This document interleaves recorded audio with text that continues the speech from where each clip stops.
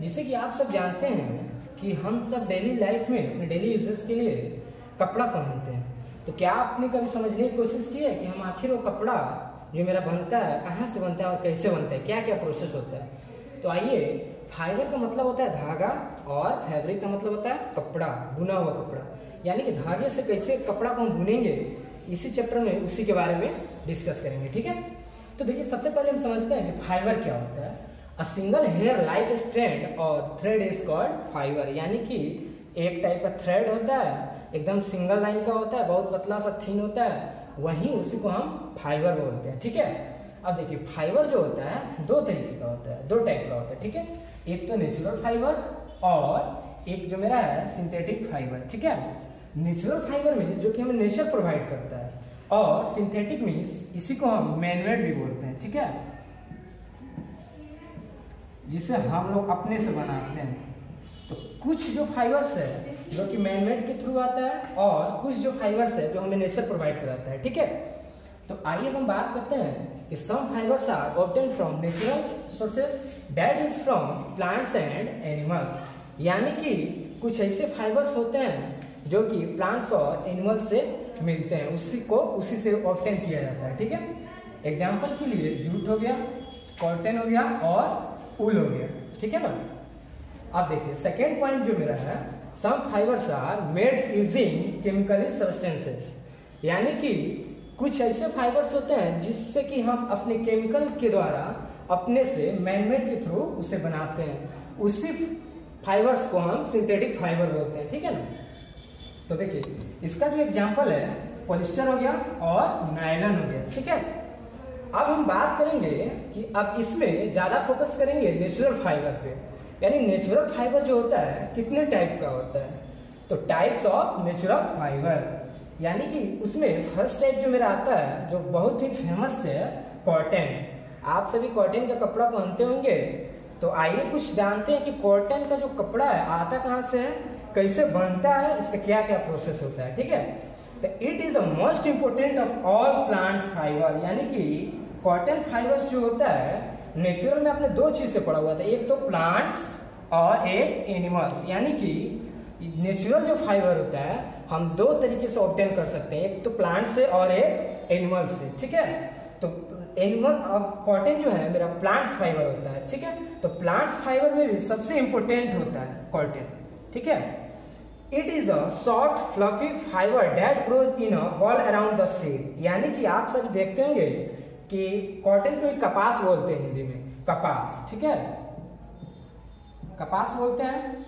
आप सभी को पता होगा कि जैसे कहीं भी कपास की खेती होती है उसमें जो कॉटन होता है एक सीड में रहता है। ठीक है, सीड के चारों तरफ से अराउंड रहता है, यानी कि घेरे हुए रहता है सीड के। ठीक है, और सॉफ्ट और फ्लफी भी होता है, बहुत ही मुलायम होता है। ठीक है, और बॉल शेप में होता है। तो कॉटन का कुछ ये प्रॉपर्टीज था कि ऐसे ऐसे कॉटन्स होते हैं। तो आइए अब कॉटन से कपड़ा कैसे बनाया जाता है उसके बारे में हम थोड़ा डिस्कस करेंगे। देखिए फ्रेंड्स, अब कॉटन की तो खेती हो जाती है, पर कॉटन से आखिर बात आती है कॉटन से हम कपड़ा कैसे बनाए। क्या डायरेक्टली वे में बन जाता है, सिर्फ कॉटन ला के रख दिए और उसको मतलब एक शेप देके कपड़ा बना दिए, तो ऐसे नहीं होता है। उसके बीच में बहुत सारे इंटायर प्रोसेस होते हैं, और उसी इंटायर प्रोसेस से मेरा जो फाइनल जो वीविंग होता है यानी कपड़ा बनता है, तो इतना सारे प्रोसेस के बाद ही होते हैं, डायरेक्ट वे में नहीं हो पाते हैं। तो आइए कुछ उन्हीं प्रोसेस के बारे में डिस्कस करते हैं। कि फर्स्ट है कि गिनिंग किया जाता है। It is separated from the seeds by combing, this process is called ginning. यानी कि अब देखिए अब तो खेती हो गया कपास का, और कपास की खेती होने के बाद हम कपास को घर लेके आते हैं, और जो उसमें से सीड है, सीड से हम कॉटन को यानी जो उसके अराउंड रहता है उसको हम सेपरेट करते हैं, और वही सेपरेट करने का प्रोसेस जो होता है उसी को हम गिनिंग बोलते हैं। देखिए एक जो कम्बिंग है, कम्बिंग एक मशीन है, यही मशीन के थ्रू आपके बुक में उसका पिक्चर दिया होगा, आप एक बार देख लीजिएगा। यही कम्बिंग मशीन के थ्रू हम उस सीड को उसके कॉटन के कपास के यानी जो उसके अराउंड रहता है उससे हम सेपरेट करते हैं। ठीक है, अब देखिए उसके बाद आता है प्रोसेस स्पाइनिंग, यानी कि the process of making yarn from fibre. अब देखिए अब तो हम कॉटन को बीज से निकाल दिए, और उसके बाद एक ऐसा प्रोसेस होता है कि उसको यार्न से फाइबर में मतलब बदला जाता है। ठीक है, मेकिंग यार्न बनाया जाता है फाइबर से। यानी पहले तो मेरा फाइबर था एक सिंगल थ्रेड में था, और उसके बाद उसको एक शेप दिया जाता है यार्न का, एकदम लॉन्ग। यार्न क्या होता है? एक लॉन्ग स्ट्रेच थिन, मतलब बोल सकते हैं कि एक वायर टाइप का एकदम लंबा पतला सा होता है, ठीक है।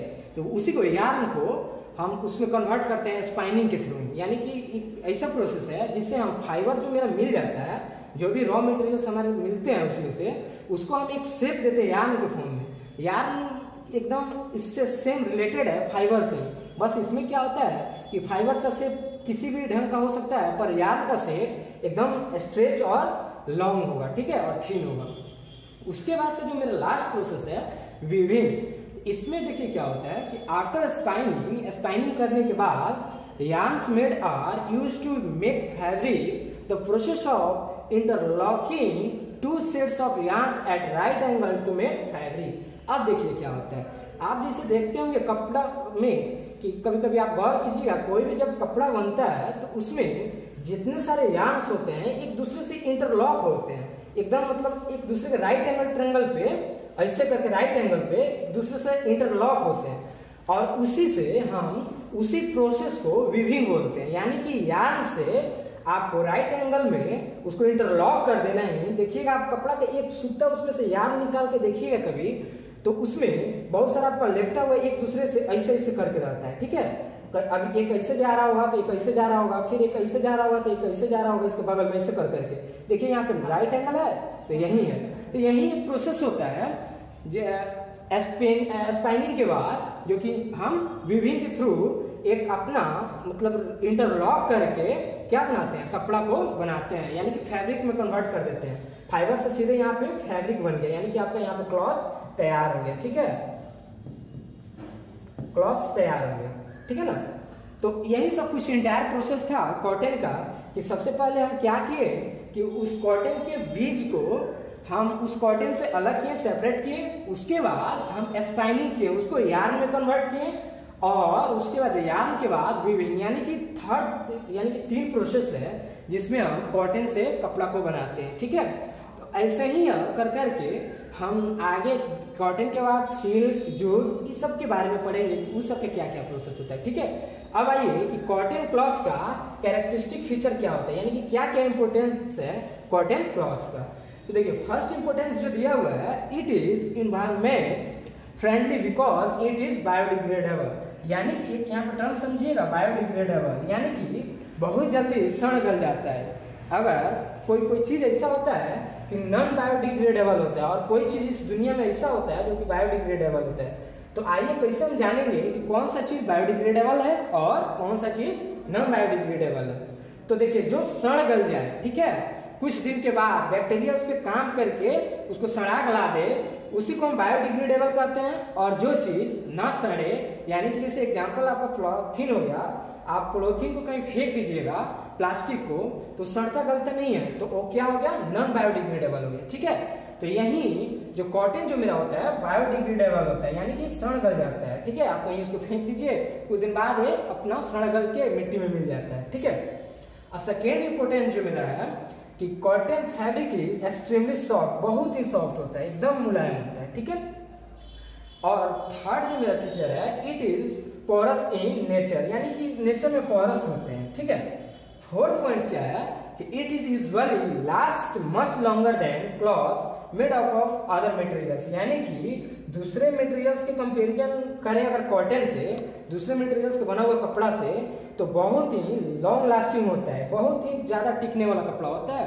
तो मच लॉन्गर यहाँ पे लिखा हुआ है, आप समझ सकते हैं कि much longer than clothes made of other materials, यानी कि यहाँ पे कुछ हम समझें कि क्या क्या कॉटन के कैरेक्टरिस्टिक फीचर होते हैं। तो 3-4 पॉइंट हमने यहाँ पे डील किया। तो फिर एक बार आइए रिकॉल करते हैं कि कॉटन से हमने कैसे कपड़ा बनाया था। कि जो कॉटन जो मेरा होता है वो सीड रूप में प्रेजेंट होता है, सीड रहता है उसके अराउंड, जितने भी कॉटन है वो घेरे रहते हैं उसको, और उसके बाद हम एक गिनिंग प्रोसेस को अपनाते हैं। गिनिंग प्रोसेस में क्या करते हैं कि बीज को अलग और जितना कॉटन है उसको अलग ले लेते हैं। फिर अब देखिए अब तो कॉटन आ गया मेरे पास, उसके बाद स्पाइनिंग प्रोसेस करते हैं, यानी कि स्पाइनिंग में उस जितने सारे कॉटन आपके पास रखा होगा उसको ऐसे ऐसे एक स्ट्रेट यानी थ्रेड में कन्वर्ट करते हैं, ठीक है, लॉन्ग थ्रेड में। उसके बाद वीविंग का काम आता है। वीविंग में क्या होगा कि ऐसे ऐसे ऐसे एक दूसरे को लिंक करते हैं, ठीक है, ऐसे ऐसे ऐसे लिंक करते हैं, ऐसे ही वीविंग होता है, कपड़े की बुनाई होता है। वीविंग का हिंदी होता है बुनाई। देखिएगा ऐसे ही जाके आपका कोई भी चीज तैयार होता है। मैं इतना आपको स्पेस दिखा रहा हूँ, इतना स्पेस आपको नहीं मिलता है, बहुत ही एक दूसरे से क्लोज रहते हैं, ठीक है, लेकिन आपको दिखाने के लिए मैंने इतना दिखा दिया। तो यही प्रोसेस को हम वीविंग बोलते हैं, यानी कि आपका यार्न से डायरेक्ट यहाँ पे वीविंग होता है इसी रूप में, ठीक है। तो यहाँ तक हम समझे। अब हम आगे पढ़ेंगे कि मेरा नेक्स्ट जो नेचुरल फाइबर है क्या है। तो आइए हम सेकेंड भी मेरा नेचुरल फाइबर है जूट है, जूट के बारे में समझते हैं।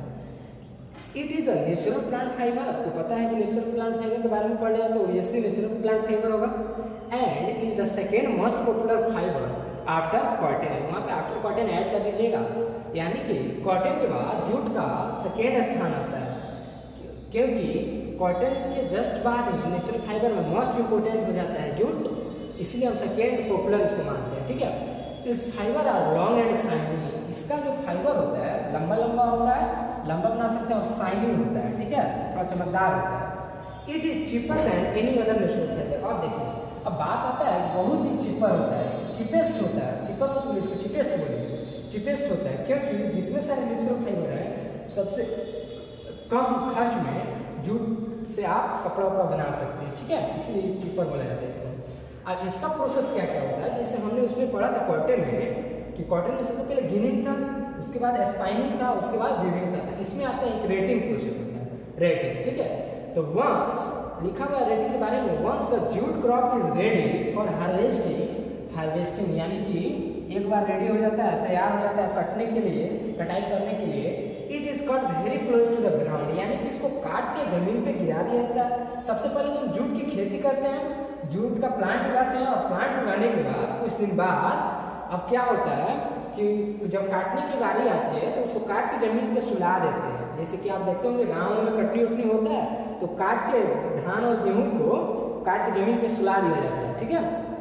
सुलाने के बाद अब उसको कुछ दिन के लिए छोड़ दिया जाता है फील्ड में, ठीक है, और उसके बाद जो उसका स्टेम्स होता है उसको कट करके इमर्ज कर दिया जाता है वाटर में, यानी कि कुछ दिन के बाद उसके स्टेम को काट के जाके उसको क्या करते हैं वाटर में मिला देते हैं, यानी 3 to 4 वीक्स के लिए, ठीक है।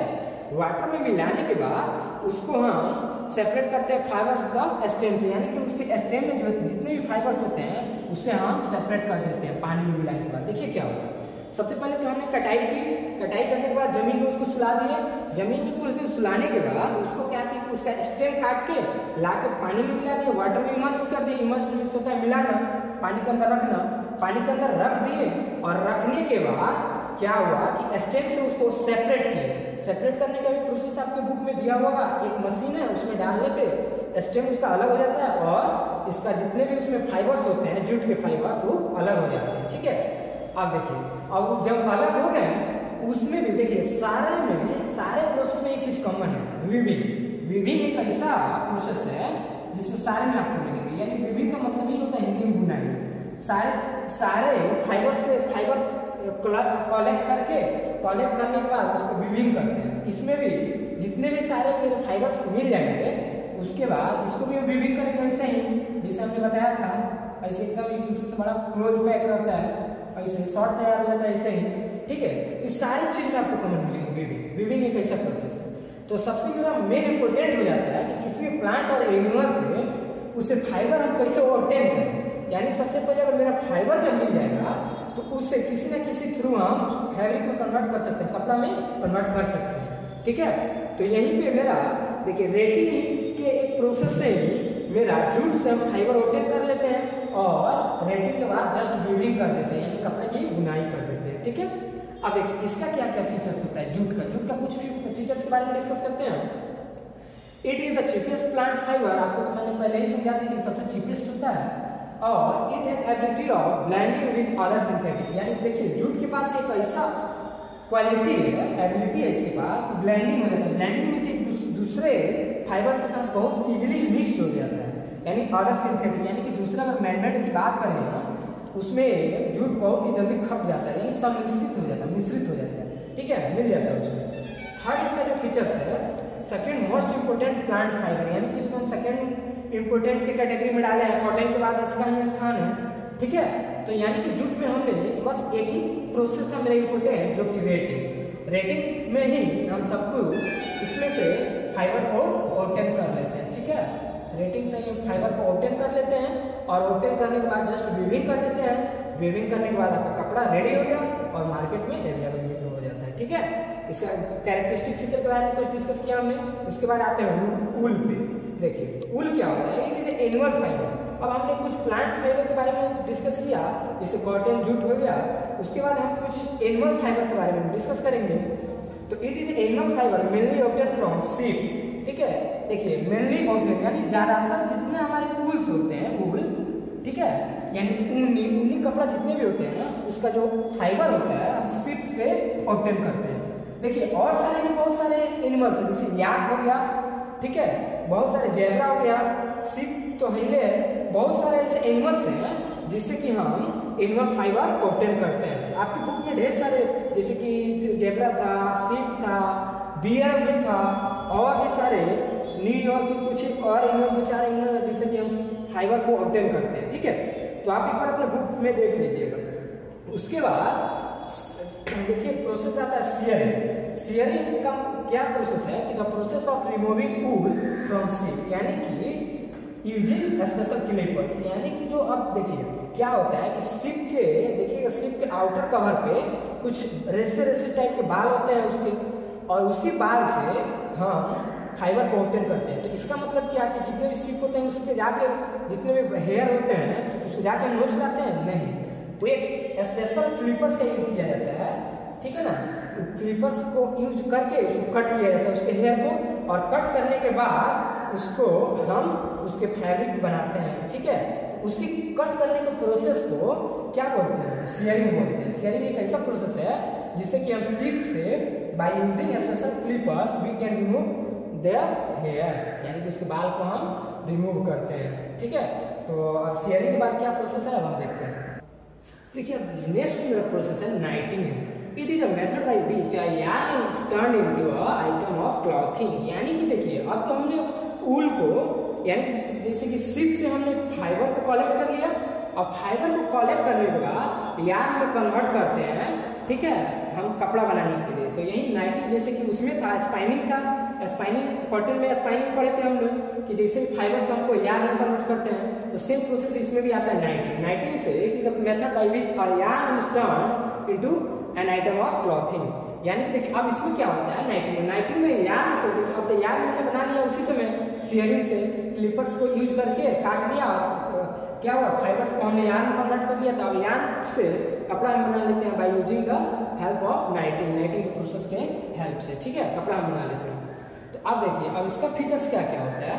ऊल का फीचर्स के बारे में हम कुछ डिस्कस करते हैं। It is naturally heat resistant, यानी कि नेचुरली हीट रेजिस्टेंस होता है, यानी कि ऑटोमेटिक आप देखते होंगे वूलन कपड़ा जो होता है बहुत ही गर्मी देता है, ठीक है, तो नेचुरली होता है। ऐसा नहीं कि हम लोग अपने से उसमें हीट को ऐड करते हैं या फिर हीट मिलाते हैं हीट को, ठीक है, ये अपने आप नेचुरली हीट रेजिस्टेंट होता है।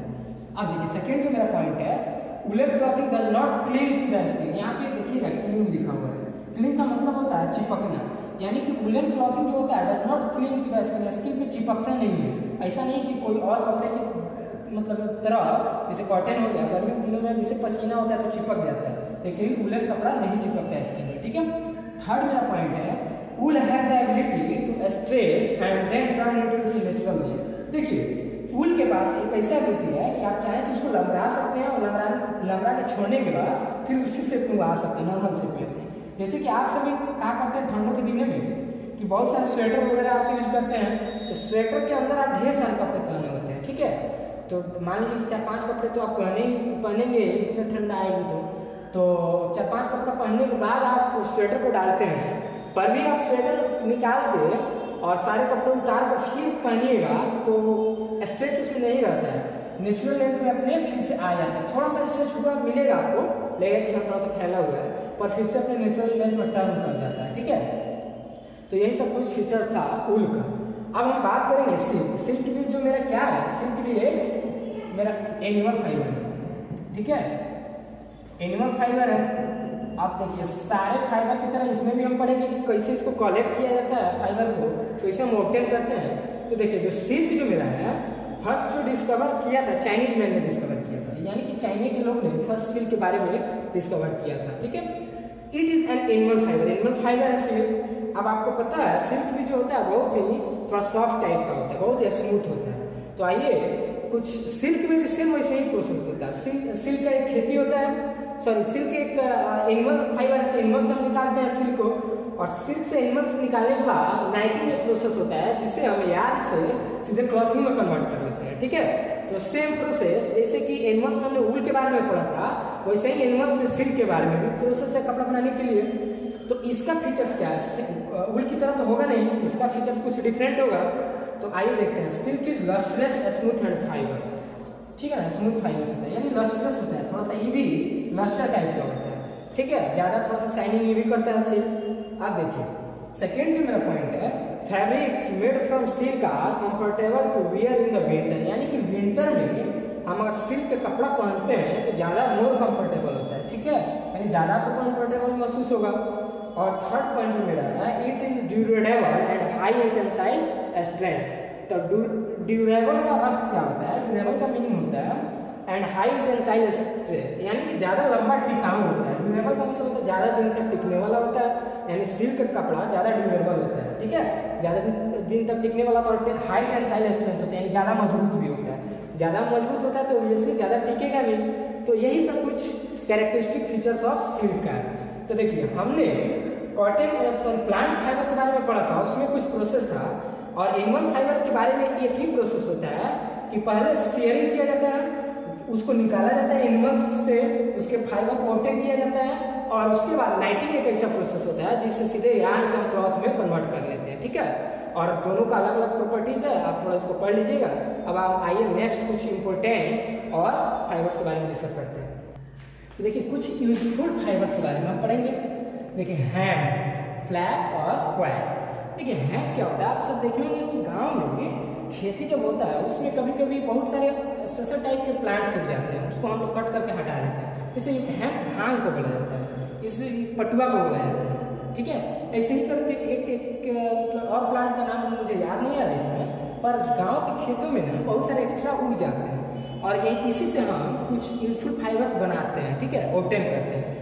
It is a course fibre obtain from the stem of the hemp plant. देखिए जितने आपको फाइबर्स दिखेंगे ना, ये सारे के सारे तीन के तीनों प्लांट्स फाइबर है। सबसे पहली बात तो प्लांट्स फाइबर है, तो ऑब्वियसली स्टेम से ही उसको ऑब्टेन किया जाएगा। देखिए जैसे कि रोप हो गया, रस्सी उसी बनता है, कारपेट्स हो गया, आपके घर में कारपेट जो बिछाया जाता है, नेट्स हो गया, ये सब क्या से हेम्प से ही बनते हैं, ठीक है। अब ये फ्लैक्स के बारे में बात करें तो flax plant yield line fibres, यानी लाइन फाइबर्स को यील्ड करता है, बनाता है, यील्ड मीन्स बनाना होता है। This fibres are coarse strong durable. फिर यहाँ पे भी ड्यूरेबल वर्ड आया जी, कि लंबा टिकाऊ होता है फ्लैक्स वाला, बट लैक इलास्टिसिटी, यानी इलास्टिसिटी का मतलब होता है कि ज्यादा लमरता मरता नहीं है, इलास्टिसिटी उसके अंदर ज्यादा कंप्रेसिबिलिटी नहीं होता है, ठीक है, लैक होता है यानी कम होता है इलास्टिसिटी, ठीक है। अब देखिए क्वायर का अगर हम बात करें तो क्वायर में क्या होता है, इट इज कोर्स फाइबर, ये तीनों के तीनों में कोर्स फाइबर यहाँ पे इंक्लूड है, ठीक है। अब देखिए यहाँ पे भी कोर्स फाइबर था। अब इसमें क्या है कि obtain from outer covering of the fruit of coconut, यानी कि आप देखेंगे कि कोकोनट जो होता है उसके जो छिलका होता है, तो आप कभी कभी देखेंगे कि उस छिलके को छीलते हैं हम तो उसके अंदर बहुत सारे रेशे टाइप के निकलते हैं, वो भी एक टाइप का यार्न ही है, धागा ही है, फाइबर ही है, और उसकी को हम फैब्रिक में कन्वर्ट करते हैं। कैसे, तो उसको किसी हेल्प से मशीन के थ्रू उसको मैट्स बनाते हैं, उसी से बनता है, डोर मैट्स बनता है, ब्रश उसी से बनता है, पिलोज भी उसी से बनता है, ठीक है, और सारे भी कुछ बनते हैं ETC यानी एक्सेट्रा, ठीक है, हो गया।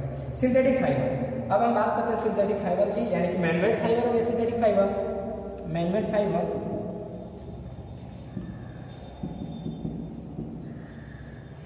अब देखिए synthetic fibres are made from chemicals, यानी केमिकल से बनते हैं। These are usually stronger than natural fiber. Natural fibre से तो ऑब्वियसली स्ट्रॉन्ग होंगे, क्योंकि केमिकल से हमने बनाते हैं हम इसको, और केमिकल से कोई भी चीज़ बना हुआ चीज़ बहुत स्ट्रॉन्ग होता है, ठीक है। जैसे नायलॉन हो गया, क्या है, एक्रिलिक हो गया, पॉलिस्टर हो गया, और भी सारा ढेर सारा चीज़ होता है। तो नायलॉन के बारे में डिस्कस करते हैं। तो फर्स्ट मैन मेड फाइबर, सबसे पहला फाइबर अगर बनाया गया केमिकल के थ्रू तो नायलॉन को ही बनाया गया। जैसे इसका यूज हम पैराशूट में करते हैं बनाने के लिए, रोप्स में भी करते हैं, ठीक है।